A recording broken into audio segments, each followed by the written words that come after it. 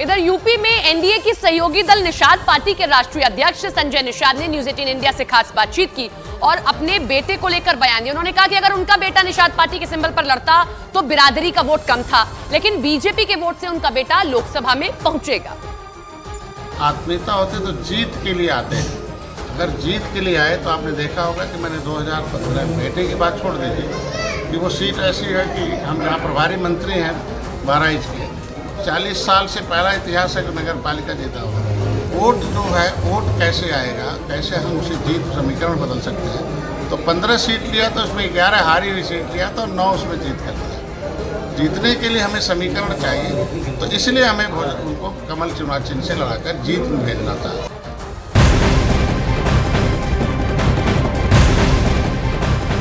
लोकसभा चुनाव के लिए पहले चरण के नामांकन का कार्य जो है पूरा हो गया कल। बात करें यूपी की ही तो पहले फेज में यूपी की 8 लोकसभा सीटों पर कुल 155 प्रत्याशियों ने अपना नामांकन दाखिल किया। सहारनपुर में 13, कैराना में 17 उम्मीदवारों ने नामांकन दाखिल किया, मुजफ्फरनगर में 38, बिजनौर में 23 उम्मीदवार मैदान में हैं। अब इन 8 सीटों के नामांकन पत्रों की जांच 28 मार्च को होगी। 30 मार्च तक नाम जो है वो वापस जा सकेंगे। यूपी में पहले चरण का मतदान 19 अप्रैल को होना है और पश्चिमी उत्तर प्रदेश की सीटें हैं जिन पर चुनाव होना है। नामांकन की जो प्रक्रिया है वो कल खत्म हो गई। अब जो स्क्रूटनी होगी यानी कि जांच की जाएगी, जो जानकारी इन प्रत्याशियों की ओर से दी गई है वो सही है या नहीं, और अगर कोई भी त्रुटि पाई जाती है, कोई भी गड़बड़ी पाई जाती है तो नामांकन रद्द कर दिया जाता है।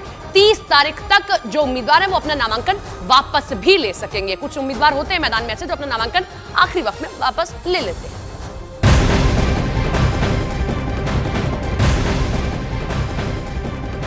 मुख्यमंत्री योगी आदित्यनाथ बुधवार से चुनाव अभियान को लेकर पूरी तरह से सक्रिय हो गए हैं। चुनावी रैलियों से पहले मुख्यमंत्री प्रबुद्ध सम्मेलनों के जरिए अलग अलग जिलों में लोगों से संवाद कर रहे हैं और इसी कड़ी में सीएम योगी आज मुजफ्फरनगर, शामली, सहारनपुर में प्रबुद्ध सम्मेलनों को संबोधित करेंगे। 27 मार्च से 31 मार्च तक 4 दिनों में सीएम योगी यूपी की 15 जिलों में प्रबुद्ध सम्मेलनों के जरिए बीजेपी के लिए चुनावी जमीन तैयार करने का काम करेंगे। पीलीभीत से नामांकन दाखिल करने के बाद बीजेपी प्रत्याशी जितिन प्रसाद ने न्यूज 18 इंडिया से खास बातचीत की। वरुण गांधी का टिकट काटकर उन्हें मौका दिए जाने के सवाल पर जितिन प्रसाद ने कहा कि वरुण गांधी बीजेपी के नेता हैं और निश्चित रूप से पार्टी ने अपने कार्यकर्ताओं के नाते अच्छा निर्णय लिया है। उन्होंने कहा कि निश्चित रूप से पार्टी ने वरुण गांधी के बारे में कुछ सोचा ही होगा। सुनिए जरा क्या बात होगी।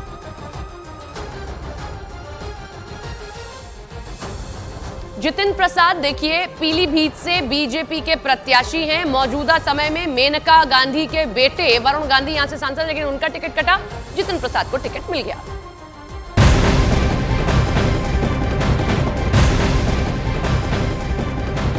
इधर बीजेपी नेता भूपेंद्र यादव ने राजस्थान के अलवर से नामांकन भरा और इस मौके पर उन्होंने न्यूज 18 इंडिया से खास बातचीत की। उन्होंने राम मंदिर के मुद्दे पर कहा कि राम जन्मभूमि बड़ा विषय है जिसे पीएम मोदी ने सुलझाने का काम किया है।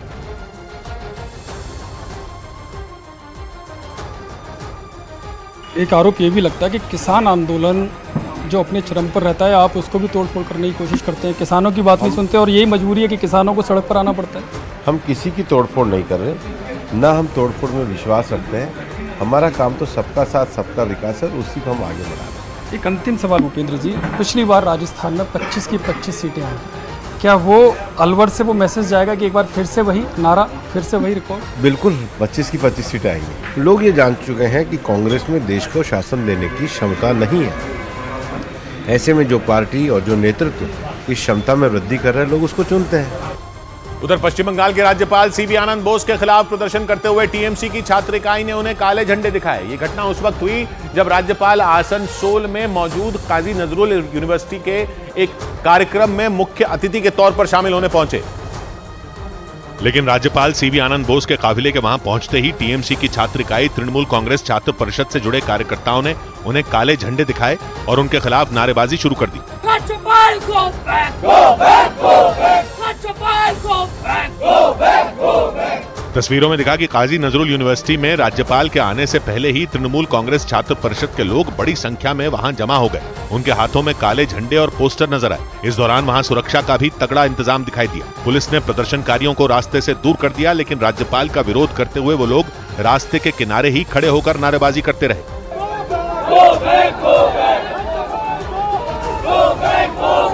टीएमसी की छात्र इकाई ने राज्यपाल सीवी आनंद बोस पर केंद्र सरकार के इशारे पर ममता सरकार के खिलाफ काम करने का आरोप लगाया।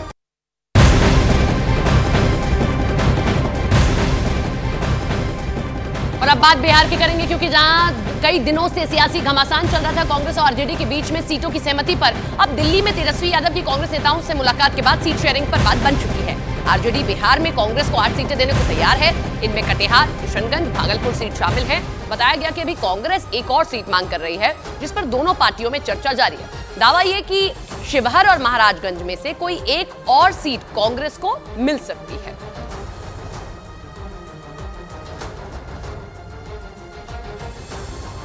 ठीक है, सब कुछ ऑल इज वेल। कोई बैठक या कोई अनाउंसमेंट की उम्मीद हो सकता है, बैठक हो सकती है सर खड़गे जी के यहाँ। अभी कहाँ मालूम है हमको खुद ही कि हम कहाँ बोलें कि कहाँ हो सकती है, बट हो सकती है। 10 मिनट जो ये रहता है वो कोई पूर्णिया और कहीं का ये नहीं है, हो जाएगा। मतलब कोई ऐसा थोड़ी, कल ही आपको पता, तेजस्वी जी ने खुद ही बोल दिया है, हो जाएगा। अब लंबे समय से चले आ रहे खींचतान के बाद कांग्रेस को आरजेडी ने 8 सीटें दे दी। हालांकि इसके बाद भी कई कांग्रेसी नेता इस सीट शेयरिंग से नाराज बताए गए। आइए अब आपको बताते हैं कि कांग्रेस के खाते में कौन सी 8 सीटें आ गई हैं। तो यहाँ हम ग्राफिक्स आपको दिखाते हैं और कांग्रेस के झोली में 8 सीटें आई हैं। कटिहार, किशनगंज जो वो पहले भी जीत चुकी है, भागलपुर, समस्तीपुर सीटें और मुजफ्फरपुर, बेतिया, पटना साहिब, सासाराम, ये सीटें बिहार में दे दी गई हैं मौजूदा समय में कांग्रेस को जो बातचीत हुई है। लेकिन एक और सीट मांगी जा रही है कि एक और सीट दी जाए। पूर्णिया हाथों से खिसकती हुई कांग्रेस के दिखाई दे रही है।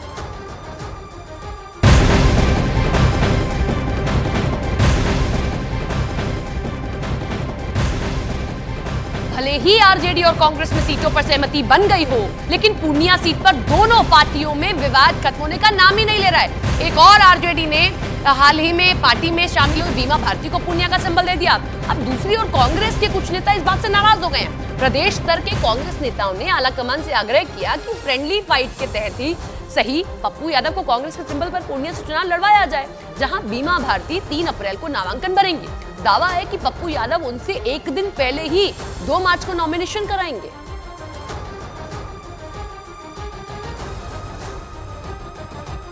एक तरफ पप्पू यादव पूर्णिया से किसी भी कीमत पर अलग नहीं होने का दावा कर रहे हैं। बीमा भारती ने 3 अप्रैल को नामांकन करने की बात कहती है। कोई टकराव नहीं है, कोई टकराव नहीं। सब लोग हम कोई टकराव ही नहीं है, कुछ नहीं है। हमारे महागठबंधन मजबूती के साथ पूरे बिहार में 40 सीट हम लोग जीतने जा रहे हैं। नॉमिनेशन 3 तारीख को हम देने जा रहे हैं। पूर्णिया की जनता जो मेरी जिंदगी का, मैं आपको क्या बोलूं कि मतलब मौत के बाद ही ना पूर्णिया से कोई मुझे अलग कर पाएगा। पूर्णिया से मैं कहीं नहीं जाऊंगा। आप जिसको देंगे या आप हमें कहेंगे कोई मजबूत कैंडिडेट दो, मैं अपनी जितनी क्षमता लान ईश्वर ने दी है हम उसको लगाएंगे इंडिया गठबंधन को मजबूत करने में। पिछले कई दिन से चर्चा में रही बिहार की पूर्णिया सीट से आरजेडी ने बीमा भारती के नाम पर मोहर लगा दी। इस सीट को लेकर आरजेडी और कांग्रेस में लंबी खींचतान चली। हालांकि जैसे ही इस सीट पर बीमा भारती का नाम फाइनल हुआ, कांग्रेस की तरफ से उम्मीदवारी की आस लगाए बैठे पप्पू यादव ने अपने तेवर दिखा दिए और यह ऐलान कर दिया कि चाहे दुनिया यहां की वहां हो जाए, वो तो पूर्णिया से ही चुनाव लड़ेंगे। पूरी दुनिया एक तरफ हो जाएगी तब भी हम पूर्णिया से अलग नहीं होंगे। ये नौबत इसलिए आई क्योंकि ऐसी खबर थी कि बिहार में 3 सीटों को लेकर कांग्रेस और आरजेडी के बीच नहीं बन पा रही थी। इन्हीं सीटों में एक पूर्णिया भी है। इस सीट पर आरजेडी नीतीश कुमार की पार्टी से आई बीमा भारती को उम्मीदवार बनाना चाहती थी, जबकि पप्पू यादव ने पूर्णिया से दावेदारी की शर्त पर ही अपनी पार्टी का विलय कांग्रेस में किया था। मतलब इस सीट पर ना तो आरजेडी अपने कदम पीछे खींच रही थी और ना ही कांग्रेस इस सीट को छोड़ने के लिए तैयार थी। लेकिन आखिरकार इस पर बीमा भारती के नाम का ऐलान हो गया। हालांकि इसके बाद पप्पू यादव बुरी तरह भड़क गए और उन्होंने ये घोषणा कर दी कि चाहे उन्हें टिकट मिले या न मिले, वो 2 अप्रैल को पूर्णिया से ही नामांकन करेंगे।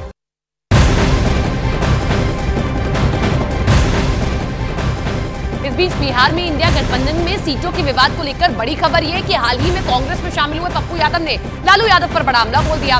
पूर्णिया सीट पर आरजेडी का उम्मीदवार उतारने को लेकर पप्पू यादव ने कहा कि दुनिया छोड़ दूंगा, पूर्णिया नहीं छोड़ूंगा। पप्पू यादव ने कहा कि लालू यादव ने गठबंधन का धर्म नहीं निभाया, लालू यादव को मुझसे क्या परेशानी है? पप्पू यादव का कहना है कि उन्होंने तेजस्वी यादव को सीएम बनने में भी मदद करने की बात कही थी। या अब तो कांग्रेस को नेतृत्व को तय करना है ना। मैं तो पूर्णिया में हूँ, मैं इतना जानता हूँ, मुझे इतना आश्चर्य हुआ, इतना आहत हूँ, मुझे समझ में नहीं आता है मैं तो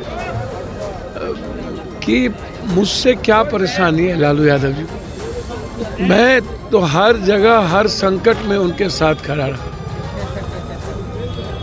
और सबको पता है कि पूर्णिया से पप्पू का रिश्ता और पप्पू का पूर्णिया से रिश्ता। लेकिन ये नौबत अचानक नहीं आई। माना जा रहा है कि पप्पू यादव के अंदर ये गुबार कई दिनों से पनप रहा था, क्योंकि सूत्रों के मुताबिक उन्होंने कुछ दिन पहले अपनी पार्टी का विलय कांग्रेस में सिर्फ इसी शर्त पर किया था कि कांग्रेस पूर्णिया से उन्हें दावेदार बनाएगी।